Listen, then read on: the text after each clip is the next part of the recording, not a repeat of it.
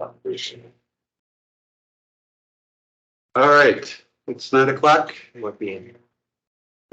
We are recorded. It's the E911 Commission.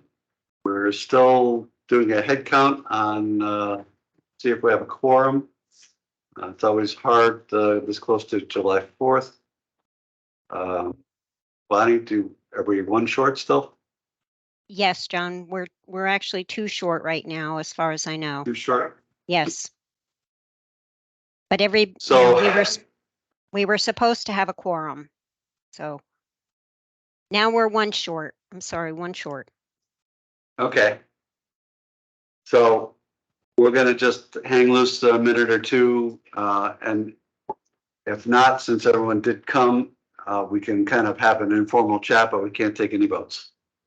So we can at least educate ourselves, give kind of suggestions, but no formal actions, because they would be in violation of FOIA. So why don't we just give another minute or two? As we know, at least one more person is going to be here. We have our quorum. Oh, We have our quorum. yeah, we've got, well, and John Hardenbaum are both here. Good. All right, great. Good. Let me pick up the phone. Sorry about that. But, you know. All right, well, I'll convene the July 7th, E911 Commission meeting to order then. So the first order of business is approval of the minutes of the Commission meeting of April 14th, which were distributed. Is there a motion? Bash? I make a motion to approve the minutes. For a second. Second. Been moved and seconded. Bonnie, do you need people's names? Yes, John, please. That was Bobby and Ralph. Got it. Okay. Thank you. Are there any amendments to the minutes? Hearing none, all in favor of approval of the minutes of April 14th, please say aye. Aye. Any abstentions? Any abstentions or votes to the negative? Hearing none, I'll declare the minutes are approved. We then have the opportunity for public comment. Public comment is available at the beginning and end of the meeting. So last call for any public comment from anyone. Okay, we can move on to the items listed on the agenda. And the first item is DSET project update. That's going to be Stanley Dombrowski. Stanley? Good morning. Good morning, everybody. Welcome. My name is Stanley Dombrowski. I am the Emergency Telecommunications Manager here at the state of Connecticut. I report to the Director, Clayton Northgraves, who manages the overall statewide emergency telecommunications organization and NG911 program. I provide oversight and vendor management regarding a variety of NG911 systems, processes, and deployments. First update I have is the project for Rapid Deploy Eclipse Analytics. This MIS, Management Information System Replacement Solution, is being rolled out for use in parallel with the current reporting system. Field testing with 2 pilot PSAPs has been completed and training is being offered to all state of Connecticut PSAPs. I am planning to remove, and I highlight remove access to the current MIS reporting system no later than the end of year 2023. And have all PSAPs, including DSET, fully utilizing the system for all reporting and analytics use. I'll pause there for any questions. So in summary, go ahead. Okay, sure. Just want to summarize the current reporting system is going away. I recommend you start training on the new system. They will be running both in parallel to the end of the year, at which time the current reporting system will be going away. We will be working on, however, we will be working on retention of the data that remains in the old system for the retention period required.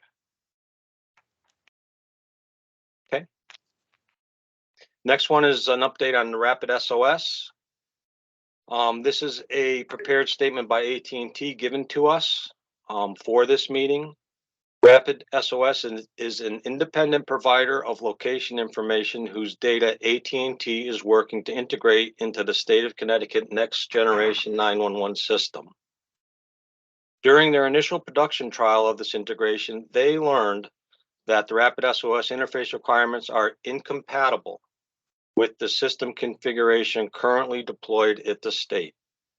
AT&T Labs and Intrado are identifying options to mitigate the incompatibility of the 911 equipment currently deployed in Connecticut with the Rapid SOS application. There are a couple of options that are being explored to ensure integrity of the application without impacting network security. Now, I'll take any questions I can answer to that, and we have AT&T on the phone with us for anything that that I can't address. So any questions on Rapid SOS, please? Is this a unique Connecticut problem, John Assessor? Is this a unique Connecticut problem, or is it working in other states?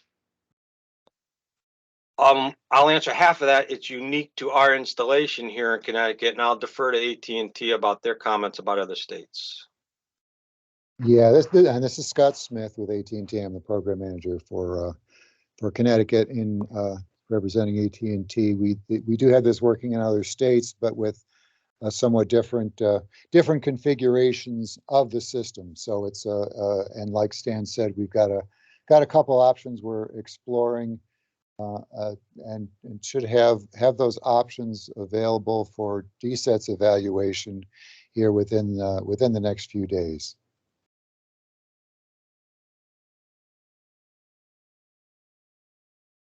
We're disappointed. People have questions? Go ahead. Disappointed, John, but we will get something to work here for as far as location enhancements for the state of Connecticut. I assure you of that. Okay. Others have questions? You can proceed ahead, Stan. Thank you. Next update is on the Adder KVM project. Adder KVM is a pilot project from the company Adder that will consolidate PSAP desktop space. This optional PSAP funded upgrade offers the capability to use a single keyboard and mouse to control multiple NG911 screens. At this time, there are 2 pilot PSAPs that have received the upgrade and is available statewide at this time by contacting DSET or AT&T directly. That's a good story. Everybody I've talked to at the PSAP welcomed the change. They were able to not only reduce desk space clutter, they tell me that they are better able to answer the call within less time. We're always striving for less time and less transfers for the NG911 platform and for the people that call in for help. Any questions on that one, please? Stanley, Bobby Brower. How many computers can the Adder KVM, different computers connect? Good. That's a good question. I believe we deployed it on 4 screens, but I have Winford from AT&T on the phone to give you the exact answer to that. Hi, good morning. This is Winford Mitchell with AT&T Sales Engineering. Thank you, Stan. Yes, and the answer to that question is you can have up to 8 as a maximum with the correct. And currently within Tallinn 911, we have 3 connected, and within the actual Troop C, we have 1 connected. Bobby, if you want contacts for both of those to talk to the PSAP managers, I get those to you. Perfect, thank you. Okay, proceed. Let's go with NG911 laptops. The NG911 laptops have been successfully field deployed in Newington during a planned maintenance at that location. Plans to use in the future are on an as-needed basis and held and managed by DSET Engineering Group. Another good story, having flexibility to provide or to use an alternate piece of equipment to provide emergency services and responses. Next Stan, Bobby Brower again. Oh, please. Sorry. Is there an update when it's going to be available for the other Vipers except for Viper 1? I'll take that one. Yeah. Yeah, it's a great question. So there's a couple different options we're looking at. we might actually be transitioning away from the Viper platform as we know it and transitioning to one Viper, and that way the laptops will be able to use. More likely, we will be purchasing, now that we've successfully deployed and tested them, we'll probably be purchasing for Vipers 2 and 3. And I'll definitely provide an update as soon as we figure out when and how many. What is the connectivity on those laptops? Do they include like LTE modems? Yep. As backup? So they have FirstNet routers, and they can also be connected. They can be hardwired to the PSDN, and they can also utilize over Wi-Fi. Okay. And I believe, correct me if I'm wrong, the test in Newington, they did use the FirstNet Wi-Fi, FirstNet router.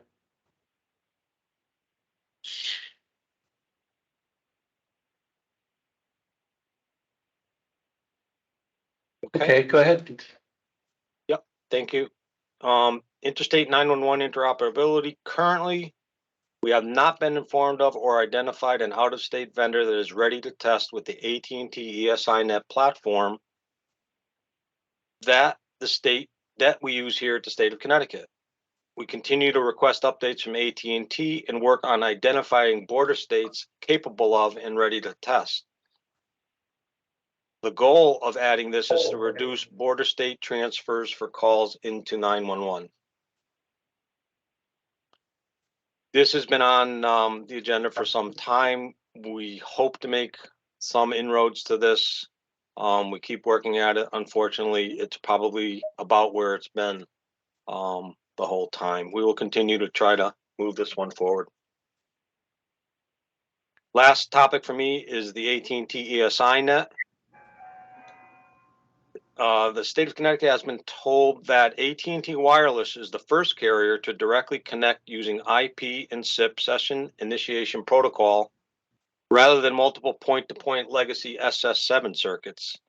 SIP technology facilitates multimedia IP-based communications like voice calls, video chats, and instant messaging. We look forward to the increased capabilities into NG911 as they evolve and become available by the carriers and the NG911 vendors themselves. To be clear, at this time, only the connection has changed, offering the potential for improvements. At this time, the PSAPs and the caller will experience no difference or loss. John, that concludes my update. Thank you. Thank you. Thank you very much. Any final questions? Hearing none, we can move on to the next agenda item, land mobile radio. That'll be Scott Wright. Hi, good morning. My name is Scott Wright. I am the Senior Telecommunications Engineer 2 with the division. My primary responsibilities are to provide assistance with the Connecticut Land Mobile Radio Network, as well as deployment assistance, as we talked about Viper 1 and the deployable laptops and the very successful deployment in Newington. In the past couple of months, our group has been extremely busy, and I wanted to highlight a couple of things for you. And I will forward for distribution by Bonnie the typical statistics that we talk about during these meetings. Just recently, within the last couple of weeks, our group has assisted a number of folks that are not on the radio network natively. For July 4th fireworks, we provided some assistance with communications vehicles and assets to the city of West Haven. We provided a number of portables to the town of Naugatuck, and neither one of those are natively on the Connecticut Land Mobile Radio Network, but this just highlights that our group is here to assist any of the municipalities in the state of Connecticut, not just those on the radio network. Today, we are going down to provide some assistance for our friends down in New London and Groton for SailFest, as we've done for a number of years now. That's a very technically involved deployment based on the geographical area. But one of the things that highlights is the ability for us to use and leverage that PSDN fiber. We use that PSDN fiber, and I think of it as the concentric rings, if you think of concentric rings in your head, and they all intersect, one of which is PSDN, one of which is the radio network, one of which is our microwave network, and where they all meet. And that's where we can provide this assistance to our municipalities. We have a number of projects in the works. We have significant network expansion. We've worked with DOT over the last several months. DOT is going to be funding a rather significant system enhancement for 4 of the subsystems in the state. That is going to dramatically improve and increase capacity in those 4 areas. And that is due to demand on the system. That is going to be a great asset for us to use. We've been working with DOC on significantly enhancing the safety of the correctional officers, the correctional staff, as well as the inmates with new subscriber equipment. And we've been working with some other relatively minor projects after that. But we're also looking at some site enhancements in the future. We are working with enhancing the security of the network, of the radio network itself, through the implementation of a service called radio authentication. That is basically, if you think about it in computer terms, very similar to 2-factor authentication for radios, where the radio has to authenticate itself to the network in order to affiliate to the network. And we are working on a national basis with our partners in Pennsylvania on that project, as well as a number of vendors. We continue to be beta test participants with new radio equipment. We are finalizing a beta test with one particular manufacturer.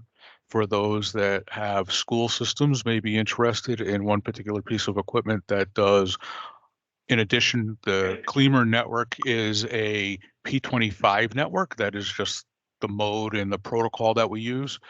I think of Bobby in Middletown, where this radio will also do a protocol called DMR, digital mobile radio, and you can have that in one radio. And when we think about school resource officers and emergency response and the ability to talk to these schools, that is an often cited need and want by our public safety folks. Short of that, I want to keep it short, given that it's the summer, and get everybody out of here. So happy to entertain any questions.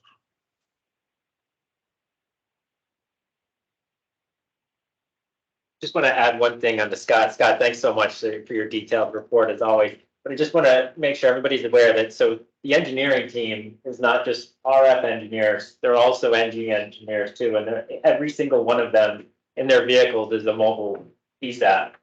They have radio consoles and they have 911 consoles. And that's what was deployed in Newington, a successful test. That was Scott's team that carried out that mission. So I just want all of our stakeholders to know that we are, we have this room that we're in now, CSAC as a backup PSAP. We also have the mobile NG laptops and radio consoles. And you don't have to be on the Connecticut Land Mobile Radio Network. Scott and his team of wizards, they can connect whatever talk group or whatever frequency you're on, UHF, VHF, they can make it work. So just keep that in the back of your minds for disaster recovery. And again, thanks, Scott. I appreciate the update. Not a problem, sir. Anytime. Yeah, thank you. So we can move on to Network Control Center. So it's Clayton, North Criggs. So I have a lot of staff who's on vacation this week. So I'm going to be doing a lot of these updates. So just have some patience with me. So I'm going to do the NCC update. As most of you are aware, we contracted to expand the services of our Network Control Center, who typically just monitored our radio network. They're now the in-between all the PSAPs and the AT&T Resolution Center. And so we launched that a few months ago. So far, it's been pretty successful. We've sent out at least 1 to 2 customer service feedback surveys, and most of the responses have been favorable. There is some work that we need to tighten up. We're working on that. But I want you to refer to the slide deck that Julie Gatson, our Network Control Center manager, sent. Bonnie sent that this morning. Also, just some highlights from that. So from the period of go live till now, we've processed 162 tickets. And then just one other quick note that once deployed, as Stan talked about rapid deploy Eclipse and rapid SOS, so those will be reported. Any troubles with those applications will report it to the NCC, just like anything else. So we want one number for everything. So any radio issues, any 911 issues, any power issues, any UPS issues, any of that, one call, 24/7, 365, call the Network Control Center. And that concludes my update for the NCC. If anybody has any questions, I'm certainly willing to answer them or at least try.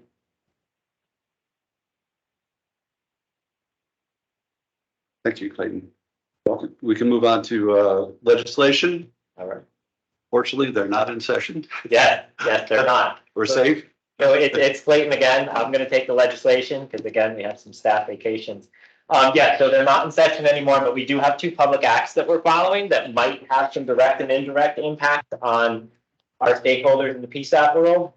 So Public Act 23-137, an act concerning resources and support services for persons with an intellectual or developmental disability. And there's some language that I just wanted to highlight for the commission because it's specific to the 911 Commission, and I'm just going to read this for you really quick. And again, we're just reviewing this right now. We're in the process of reviewing it. So the language is, hey, and just if you guys aren't talking, if you could just mute yourselves, that would be great. Whoever 203-648-2643. So the language specifically says by January 1st, 2024, the act requires the Department of Administrative Services, DAS, to develop and acquire sensory kits for DESPP, that's the agency which DSET is in, to distribute to emergency services personnel who interact with children and adults with autism spectrum disorder, cognitive impairments, and nonverbal learning disorders. DAS must do so in consultation with the E911 Commission and the DESPP Coordinating Advisory Board, which advises the department on ways to improve emergency response communications and related issues. I'll pause there to see if anybody has any questions, but again, we're still reviewing this. So I would encourage you all, and this will be submitted to you all with the minutes, to look up those public acts, because there's additional language that does talk about PSAP dispatcher responsibilities directly and indirectly, but I'll pause there for a second if there's any questions on that specific language. So they're looking for some technology solution for notification. Is that? Again, we just got this package at the beginning of this week and really haven't had a time to drill down into it too much. But we will review and we will provide the commission with a full update and our thoughts on it. Question. Sure. I thought I heard you say you have to provide sensory kits to EMS services. So I'll read that part again, because it's a good question and I don't have the answer to it, but it says DAS will develop and acquire sensory kits for DESPP to distribute to emergency services personnel who interact with children and adults with those disorders that I mentioned. And they will do this in consultation with the 911 Commission meeting. So that's all we know right now. I didn't really read through and find out what the process is or even what's in the sensory kits, but we will review these more and we will send more information out as time goes on. So there must be a fiscal note that's attached to that, because how do you develop DAS kits and then distribute them to EMS personnel? One would hope, yeah. But that's not always the case, as we've seen before. Okay, well, I'd be interested in that because of the EMS component that's there. Yeah. And there's also some education that has to go along with Absolutely. those sensory kits. So sometimes these laws are constructed and are Yes. not thoroughly vetted out. Indeed. All right. And then there's another public act, not so much the 911 Commission, but more directly and indirectly with PSAPs and dispatchers. I don't have the specific language, but the public act is 23-104, an act concerning crisis intervention training for police officers and collaboration between police officers and social workers. There is some language in there that concerning dispatchers. Again, we're still reviewing that, and we'll get that out to not only the commission, but the PSAP community, your new roles and responsibilities as we interpret them anyway, in the very near future. And that concludes legislation. Does anybody have any questions that I may or may not be able to answer? I have one more just to note for the commission. There's also a Public Act 23-80, Act concerning workers' compensation and portal coverage. So that was passed. There's certain language and criteria that they have to meet, similar to the corrections officers. It's not full coverage portal to portal, but some of the examples were working 2 order-ins in a row. If you got called in on when non-essential employees are working, and there was one more, but I will send that out as well. But that was definitely. Yeah, we missed that one. Sorry about it. Thank you for mentioning that. I was aware of that when the agency sent it out. They must have put that one. So thanks for mentioning it. Yeah, and we're very happy that that was passed. Yeah, it's a good start for them. Yeah, very good. All right, great. We can move on to PSAP grants. Mr. Gorka. Good morning, Mark Gorka, Planning Specialist at the Division of Statewide Emergency Telecommunications. In the fourth quarter of the 2022-23 state fiscal year, 2 municipal PSAPs and 4 regional emergency communication centers were approved for a total of 13 individual capital expense grants for a total of $390,758. The funding supports emergency telecommunications through the purchase or replacement of UPS batteries, workstations, radio consoles, control stations, data storage, CAD migration, redundant backhaul, voice paging, recorders, and CSSI integration. In total, for the 2022-23 state fiscal year, 24 grants were awarded for a total of $996,000. The 23-24 cycle began on July 1st, and applications will be accepted through April 30th of 2024. And if anybody has any questions about a capital expense grant or applying or what is eligible, please contact me directly at mark.gorka@ct.gov. And that concludes my report. Thank you, Mark. It's good to see equipment being upgraded before it Yes. just goes obsolete. Thank you. Any other questions? Thank you, Mark. We can move on then to training. Peter Lucco from DSET, the telecommunicator training program. We've had 5 classes so far this year. Training 81 new dispatchers. We're using this CSEC room that you see on the screen. And we plan on having at least four more telecommunicator classes this year, with their availability to have more if needed. I'm working with the trainers right now, scheduling the remainder of these 4 classes. Hopefully I'll have that locked in soon. And it's the summertime, or taking a vacation as everyone else is. Connecticut State Police also trains troopers with our 2.5-day telecommunicator class. That's headed by Teresa Lockwood. So far, they've had 1 class every month with a total of 63 state troopers going through the dispatch for training. Oh. I just want to add to Peter, thanks Peter so much for that. I just want to add that CSP is also, the CSP dispatchers are using this room very often to conduct their training as well. So this room is in use quite a bit. Okay, great. Thank you. Move on to public safety data network governance. Hi, it's Clayton. I'll be taking the PSDN governance board.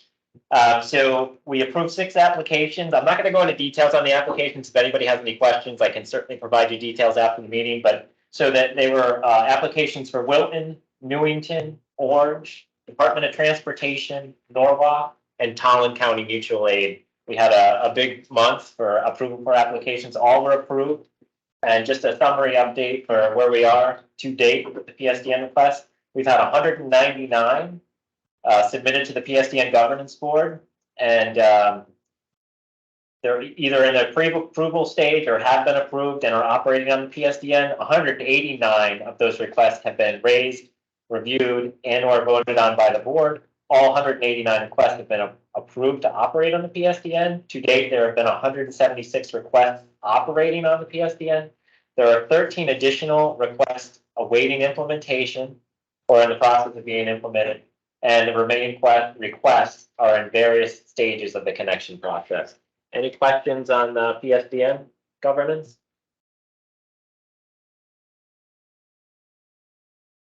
Okay, hearing none. Appreciate it. And we can move on to GIS. Hi, it's Clayton again. I'll be taking the GIS update. This one's going to be really quick. So the commissioners should have gotten a packet sent by Bonnie from Dan Chaya. I'm not going to go through it. But if anybody has any questions related to the material that Dan sent out, I will do my best to answer them. Any questions? If you have some afterwards, you can get hold of Clayton. Absolutely. So we can move on to emergency notification system. Good morning, Kevin McManus from Everbridge. I'm the technical support manager.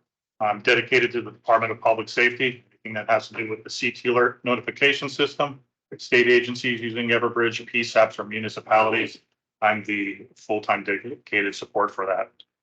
Since our last meeting, we've actually been able to add close to 1 million contacts in our CT alert system. That's the mass notification for life safety. That's a combination of voice over internet protocol phones, landlines, and cell phones. One of the things that we still want people to try to do is promote signing up, whether it's for a local alerting system or the CT alert. Excuse me, and I'll have some marketing materials available for people if they need those logos, they need those links, be able to kind of promote how to sign up and be part of that notification system. In the second quarter, there were a total of 12 CT alert notifications that went out. This included the Gold Star Bridge incident, an unhealthy air notification, 2 missing elders, a missing hiker, and 2 police activities involving firearms. We also launched in April 2 IPAWS notifications, which I'll talk about here at the end of the program. Traditionally, our notifications, in addition to just pushing out to the cell phones and registered devices, we've been able to integrate with social media. As people are aware recently, Twitter has imposed limits on unregistered users and the number of posts that people can read. And that has across the board nationwide impacted public safety. Agencies that use threads like follow us for additional information on Twitter /CT alert. So that's a concern I'll be putting out to all the CT alert users, kind of like a flyer on other ways to be able to promote that message. Again, being locked out of Twitter by people who aren't registered users. No time frame, obviously way above our pay grade. So there's over 35 state agencies, 74 PSAPs that are utilizing the system. About 2/3 of the messaging that comes off of the Connecticut Everbridge comes from the 911 centers from PSAPs. Only a very small portion, fortunately, comes from the CT alert life safety notifications. We have a new state agency that recently came on board the Connecticut Everbridge. It's the COLLECT unit, Connecticut Online Law Enforcement Communications Teleprocessing Unit. And they're taking a similar approach like we have at the Network Control Center and at DSET for notifying the constituents, the end users of system problems. So if there's a COLLECT outage after hours, instead of just sending it to that generic email where somebody might not be monitoring, they're going to be able to push it out over multiple meetings. So we're happy to have COLLECT coming on board. Clarity, there's going to be no personal information, no COLLECT data going across that. It's just system statuses. Previously, we used to report what we called our message credit consumption, how much volume was going out. But going forward, we're just going to report the numbers of messages, notifications that have been sent. And for the first half of the year, Everbridge Connecticut has launched over 6.1 million notifications. This is a combination of text messages, email, voice calls, and mobile app alerts. As mentioned, we did for the first time in probably over 2.5 years, utilize Everbridge to launch what's known as an IPAWS, Integrated Public Alert Warning, which forces a notification to cell phones in a geographic area. On April 21st, as everybody's aware, there was an accident on the Gold Star Bridge. At noontime, the city of New London took the first action and sent out a CT alert message to quite a big area, about 172,000 contacts, that I-95 Gold Star Bridge was closed. The problem with this message is it was static contacts, only people that lived in that geographical area. We were not capturing people that were transiting up or down I-95, 395, or people that were working in those particular areas. So that message went out at 12 o'clock, I believe at about 12:05. I was on the phone with Jonathan, sitting right across from us here, to kind of what action should we be taking. This was kind of a, let's put our heads together, decide if an appropriate alert, if IPAWS was warranted, and through an internal process, notification was granted through the Deputy Commissioner's Office. And by 12:29, we had issued our first IPAWS message in probably about 2 years to the I-95 corridor, all the way from Old Lyme to the Rhode Island border and 395 to Norwich, including the entire Route 12 corridor. That message was pretty straightforward. I-95 Gold Star Bridge highway closed to seek alternate routes. At that time, both northbound and southbound were impacted. About 2 hours later, about 14:40 or 14:45, northbound had opened up, and it was learned that southbound was going to be a significant closure. At this point in time, we did not know if it was going to be hours, days, or weeks, but we did initiate a second notification for I-95 southbound. Again, it did capture everybody traveling, but our target audience was basically people coming in from Rhode Island, getting the message to them quickly to get off of I-95 and find an alternate route. We also included the link to CTDOT's CT Road so that they could follow any updates on that. And that message lasted for 6 hours, which ironically was about the time that the bridge opened. So the timing was perfect on that. All in all, the IPAWS messaging, we believe was successful. Got a lot of reports that it went out to people, and the messaging was appropriate, short and sweet to the point, giving them reference to where to find additional information. As always, I can be reached kevin.mcmanus@Everbridge or Network Control Center. Like Clayton said, one phone number to get a hold of anybody. I'm available there. Happy to answer any questions, John. Any questions? I have one. Given that we're having problems with Twitter, are we looking at, it's brand new, Threads? I haven't explored it this week, but I will. Because was it 30 million people signed up yesterday? I think it was 34. 34 million? Thought I had been. So the reason why we use media platforms like Twitter is they can handle the volume of people logging in to read a message. Unfortunately, back at the beginning of COVID, when we directed everybody to on the governor's message to visit ct.gov and sign up for alerts, the volume of people logging into that website took us offline for a couple hours. We experienced the same thing in New York City when we had the subway incident, when they were looking for the suspect. They directed everybody to nyc.gov/alerts, and it took down nyc.gov, not just the website, anybody with an email, a domain, a processing system. None of those websites were designed to handle 1.5 million people trying to log and see information at the same time, where the social media platforms were. California Highway Patrol is a perfect example. Amber Alerts, they direct them right to their Twitter pages.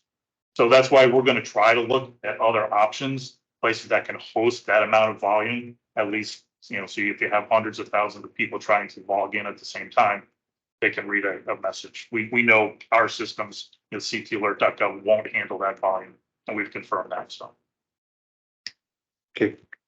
Anybody else?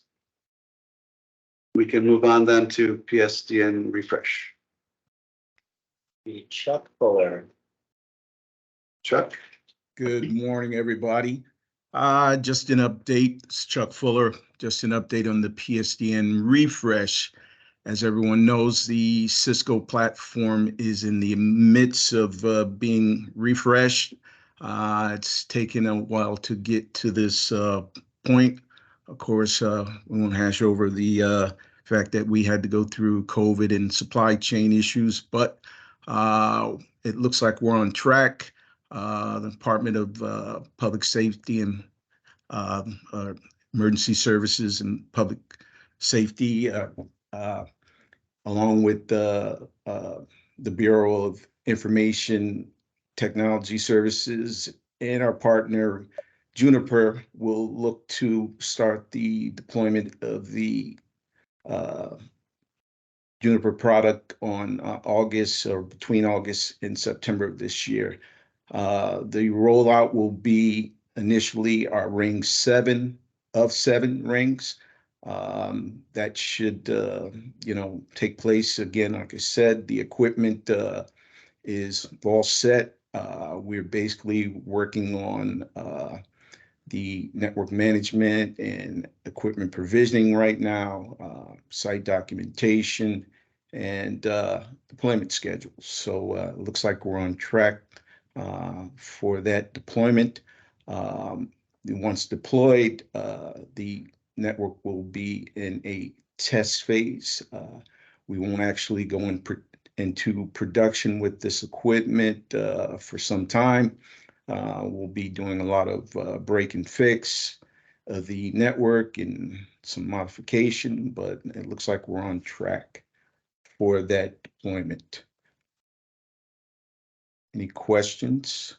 One other thing, I don't think this was brought up in our last meeting. Just for the record, Juniper and our original equipment partner, which is Integrated Partners, was merged with Converge One. They're under the new name of Converge One, and nothing has changed with the internal staff or the people that we're working with at those companies. But basically, Converge One has taken over the Integrated Partners piece. Chuck? Yes. Stan, good morning.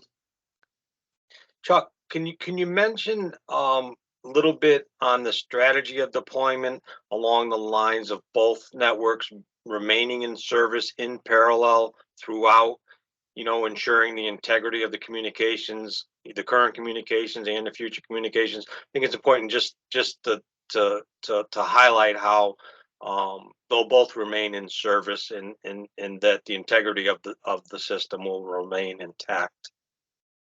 Great question, Stan.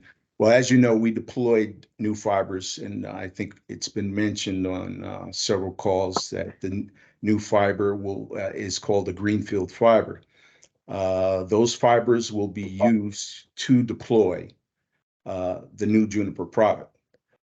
It has nothing to do, they're isolated from the current production PSDN fibers. So as this network gets deployed, the current Cisco product, or PSDN, which is in place right now and running all of the PSAPs and what have you throughout the state, will not be touched until we deem the new network is fully ready to deploy production. There will be a transition where we cut over from the one current primary network to the other. And that will be an internal situation at the NOC, at the BITS NOC, and utilizing, IPs and different network architecture. But it should be a smooth transition. That piece will not happen, Stan, for a good year or more, and we're still working on those nuances for that piece. But to your question, this deployment will not phase or affect the current PSDN in any way, shape, or form. They're two separate networks with two separate fibers. I hope that answers your question. If not, be more than happy to fill in. No, great point, Chuck. I just want the entire audience to know that it's designed, or the strategy is to not impact the current the current data streams. That's all. Thank you very much. No issues. I think I'm next, Clayton, with unless there's some other follow-up questions to that. PSAP. Okay, go ahead. PSAP updates. Thank you, John. Just an update. I know we've had several of these PSAPs on our agenda for a while. The Yukon Internal Dispatch Center relocation is still pending. They're currently on the second floor in their public safety building.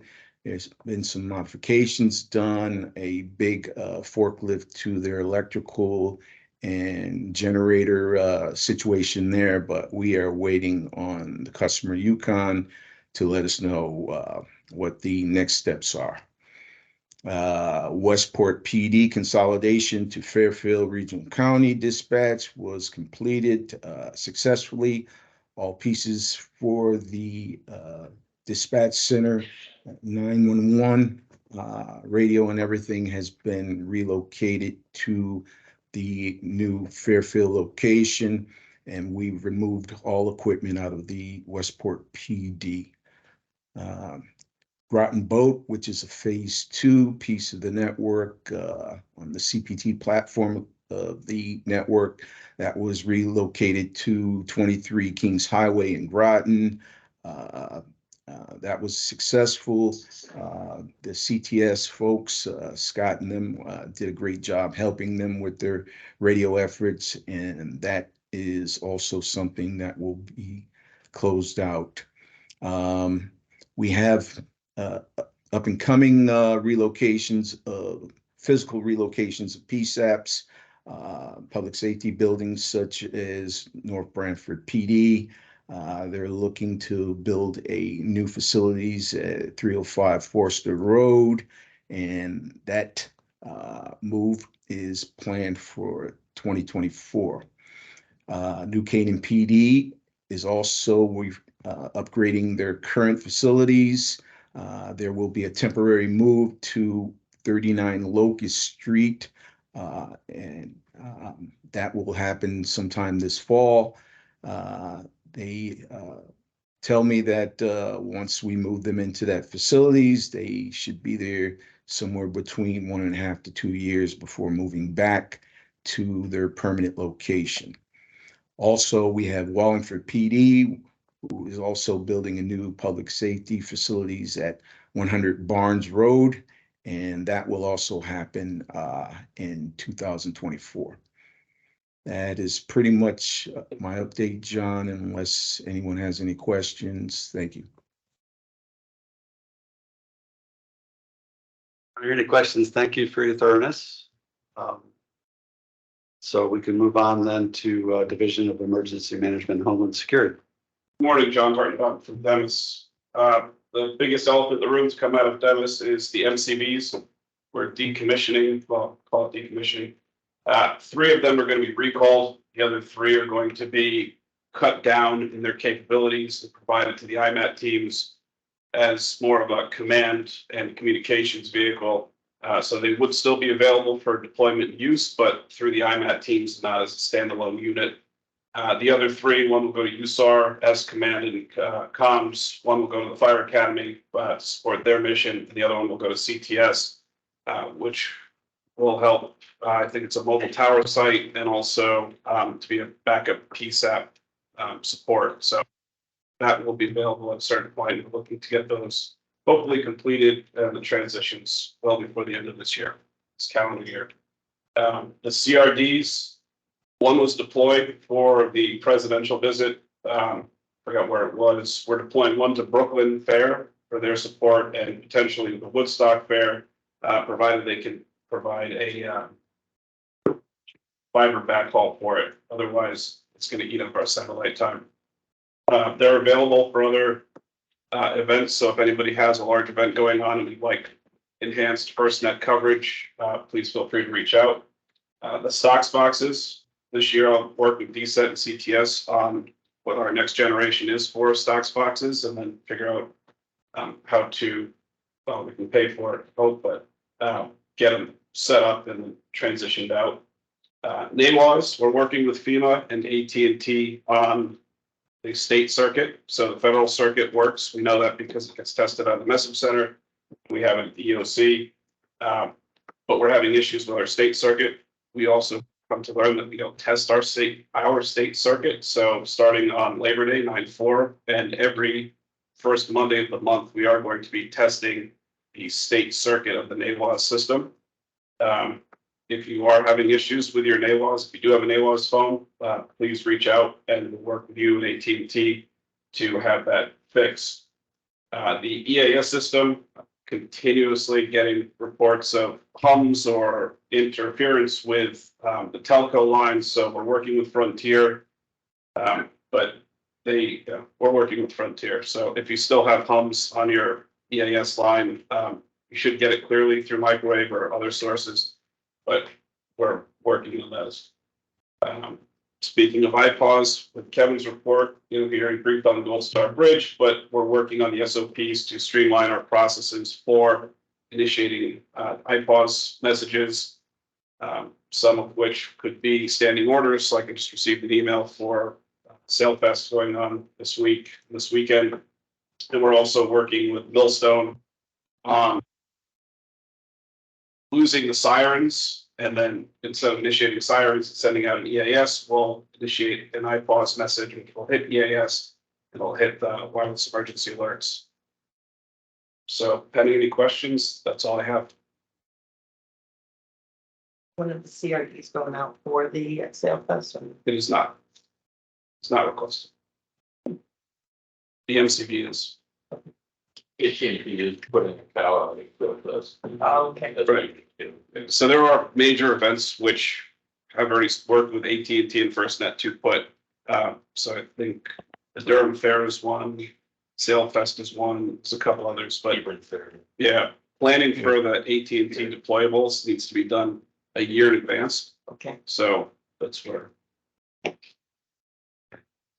Any other questions on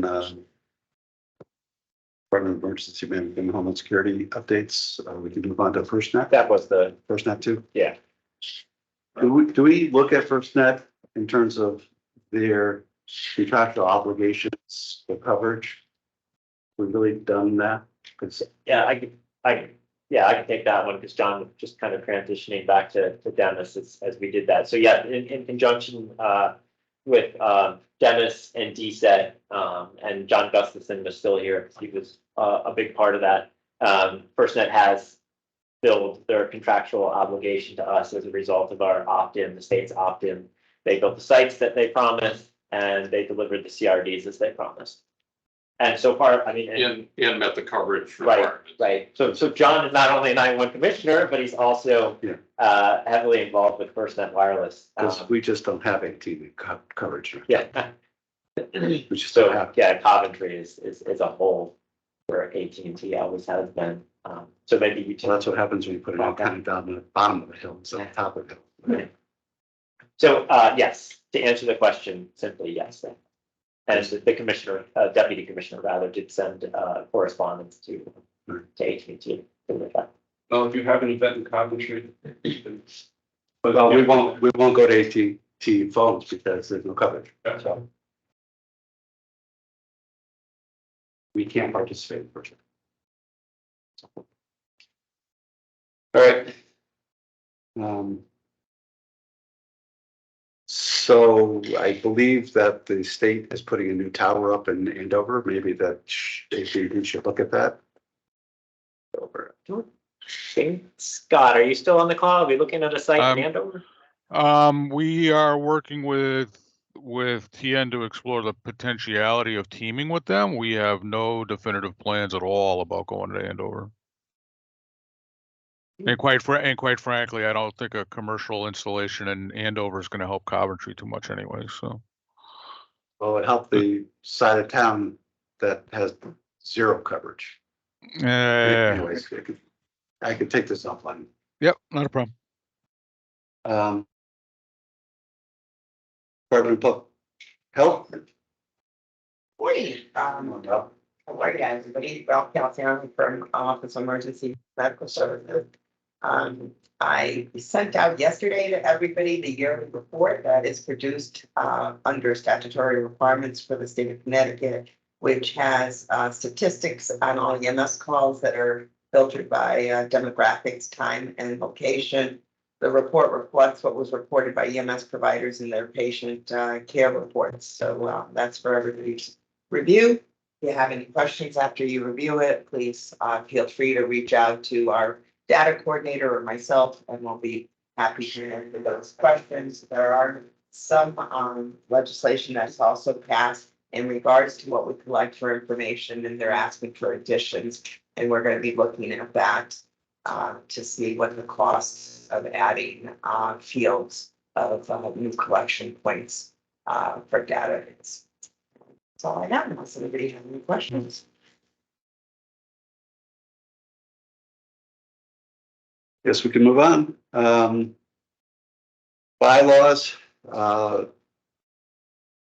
There are a couple technical changes that I'll try to get out and get to our kind of legal team to try to review. Strategic plan, we really haven't moved forward on that. I just want to mention a couple components of what a strategic plan should be that it work on in the next year.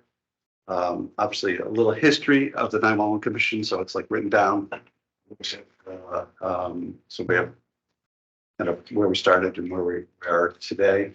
Administrative issues, including emerging needs, kind of a forward look. Legal issues, the laws, especially. I think we need to point out that over the last few years, there's been a lot of just stuff thrown in without any definition, without any fiscal notes, without any impacts. So I think we have to kind of, in a strategic plan, we have to kind of address that to try to deal with the educational component, but also impact of those changes. Technology should be its own component. You had kind of making sure that we're staying on a refresh schedule, which we seem to be. But that should be in a plan to make sure that we keep that adherence moving forward, but also look forward to having some people, what's on the horizon, what's the emerging technologies. We have some glimpses of it, but those things should be looked at. Financing, section of financing. We know where our money's coming from now, but as these burdens come, is that going to be a look forward? We're going to have to try to seek legislation to get that per capita fee or user fee increased, or look at other funding sources. And then I believe that we should have a communications plan, kind of marketing who we are, how we deal with all the educational issues on how to make sure people know what's available and what other type of emerging communications issues we may need to, especially as new issues come forward. So those are kind of a starting framework of the types of things that, and I'll try to write a note to Clayton to send out that, so we can get a framework of what our strategic plan is, and then get some volunteers to start going forward. And we may break into subcommittees to kind of put together those things. So starting framework, not a finished framework. And everyone's ideas and suggestions are more than welcome. And just to add on to that, DSET it encourages, greater participation from the 911 Commission. And, we can provide administrative support. We can provide also legal support too through our agency. So I apologize that we're not further along on either of these two issues. As you're aware, I'm heading into retirement. My last official day was actually July 1st. I'm now interim manager till I bring in someone new. So at some point, there's going to be legal issues where the Council of Small Towns will leave me on as their appointed rep or not.